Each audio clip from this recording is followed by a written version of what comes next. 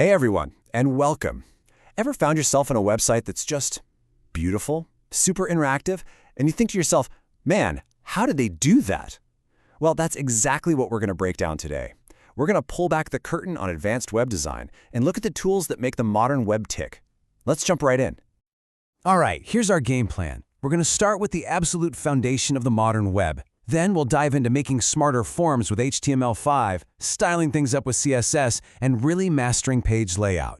After that, we'll get into the fun stuff, embedding rich media like audio and video. And finally, we'll look a little beyond the basics. It's basically our blueprint for building a web page, step by step.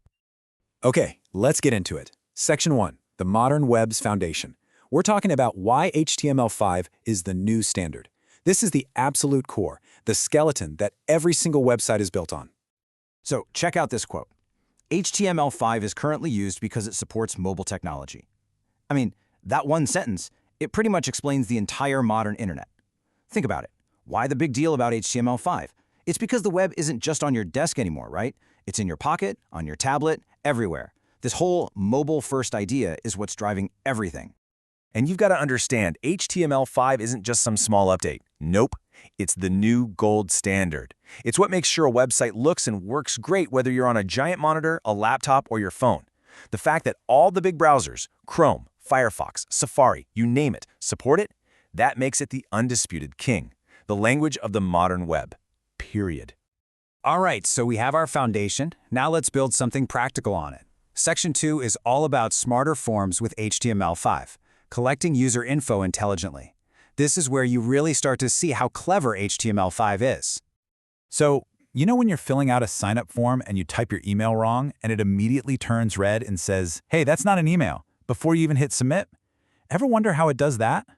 Well, spoiler alert, it's not magic. It's just plain old HTML5 doing its job. It's packed with these built-in features that make forms way smarter and, honestly, a lot less annoying for all of us. And here's the really cool part. Before HTML5, if a developer wanted something simple like a pop-up calendar to pick a date, they had to write a ton of extra code. It was a pain. But now, HTML5 has all these new input types built right in. You just say you want a date input, and boom, the browser gives you a calendar. You want a color input? You get a color picker. It does all the heavy lifting for you, which makes life easier for developers and makes websites more consistent and way more user-friendly for you and me. And it's not just about cool features, it's about getting good data. You can add these little tags, these restrictions, add required, and boom, that field can't be left blank. Use a pattern, and you can check if a phone number is in the right format. It's all about that instant feedback. The user knows right away if they made a mistake, and the website gets clean, accurate info. It's a win-win. Okay, so our website has bones, thanks to HTML. Now it's time for the fun part, giving it some style. This brings us to Section 3, styling with CSS. If HTML is the skeleton, CSS is the outfit, the haircut, the whole look and feel. So what is CSS? It stands for Cascading Style Sheets. And let me tell you, its superpower is efficiency. Imagine you have a website with 100 pages, and you decide you hate the blue headings and want them to be red. Before CSS, you might have had to go change every single page. With CSS, you change one line of code in one file, and the entire site updates instantly. It's ridiculously powerful. Now, there are a few different ways you can use CSS. You've got inline style, which is kind of like a quick fix for just one single thing on a page. Then there's embedded, where you put styles at the top of a single page to control just that one page.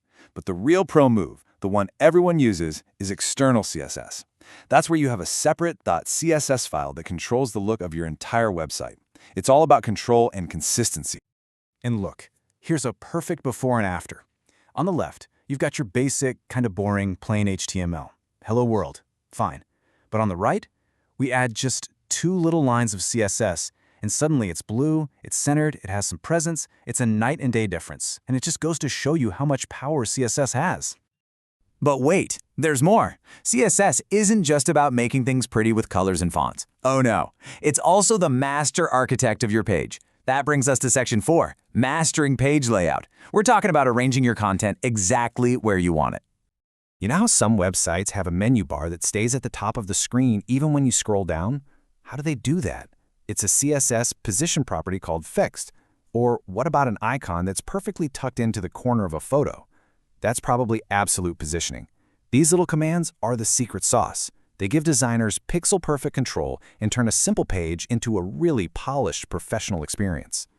And here's another classic one. You've seen it in online articles a million times. An image on the left, and the text just wraps perfectly around it. Looks super professional, right? Well, that's often done with a simple CSS property called float. You just tell the image to float to the left or right, and the text automatically flows around it. It's a super simple trick for creating clean, readable layouts. All right, moving on to Section 5. This one's a biggie. We're talking about embedding rich media, bringing audio and video to the web. And let me tell you, what HTML5 did here was a total game changer. So let's say goodbye to plugins and hello to HTML5.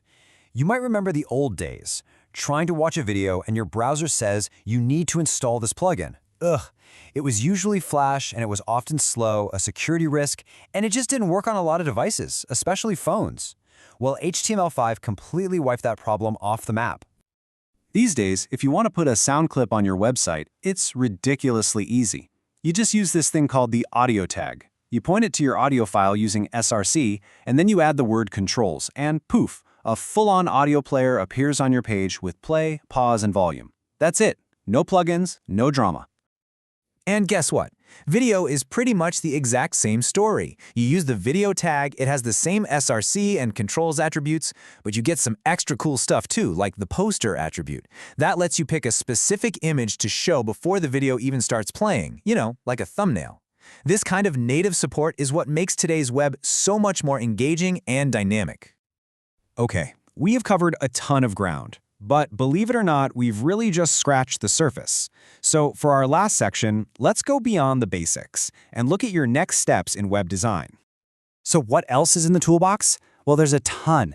You've got advanced CSS selectors that let you pick one specific word out of an entire page and style it differently. You've got image maps, where you can take one picture and make different parts of it clickable. Super cool.